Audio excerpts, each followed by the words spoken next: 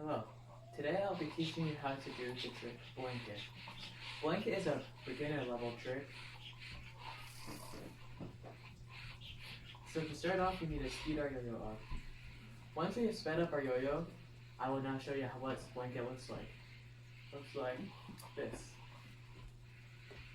And again. So essentially there's two main ways you can do blanket. They both end up with the same result. The first way is you kind of just swing it, and then you swing it around your stick and catch it on this bottom string. Again, you swing it around and you catch it on the bottom string.